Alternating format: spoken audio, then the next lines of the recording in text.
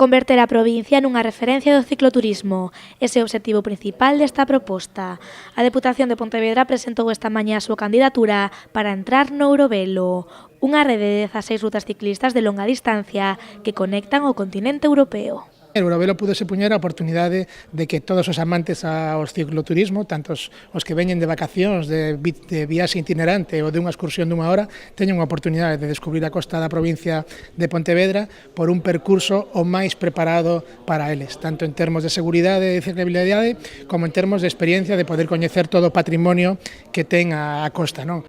A proposta da Deputación consta dun itinerario de 303 kilómetros que pasan por 26 concellos entre Tui e Catoira. Esta ruta pretende ser unha extensión da coñecida como Atlantic Coast. É unha ruta de 11.150 kilómetros que agora mesmo en diferentes niveles de desenrolo empeza en Cabo Norte e acaba en Camiña, é dicir, visita 6 países diferentes. En España, unha vez que entra en Andalucía, sube dende Sagres ata Camiña e posiblemente durante os primeiros meses do ano que ven acabará en Valença utilizando a ecopista que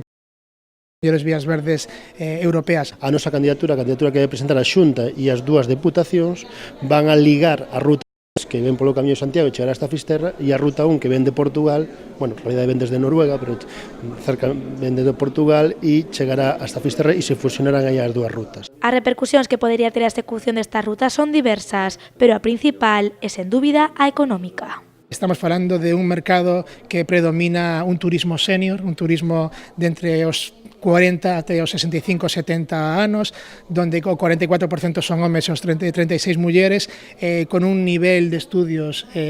medio alto, tamén un nivel adquisitivo medio alto. Hoxe tamén quedou claro que o cicloturista é alguén que invirte no seu viaxe, que busca alosamentos de primeira calidade, quere probar a gastronomía e, por tanto, estamos a falar que inclusive algúns estudios din que inclusive en Francia o cicloturismo en algunhas rexións está gastando máis diñeiro por día o cicloturista que o turista estándar. Aquí hai unha intencionalidade de crear un produto turístico atractivo para a xente de fora que conecte toda a costa atlántica galega e que, polo tanto, todos os intereses sectoriais, ben sexa da infraestructura da Xunta, da infraestructura da Diputación,